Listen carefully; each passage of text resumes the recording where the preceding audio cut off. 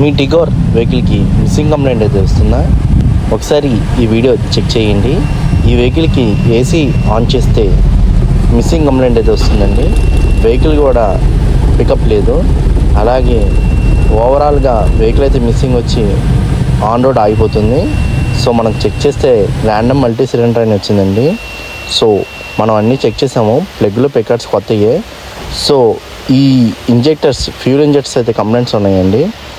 So మనం fuel ఇంజెక్టర్ని replace చేసిన తర్వాత ఒకసారి చూడండి కంప్లైంట్. ఇప్పుడు ఏసీ ఆన్ చేద్దాము.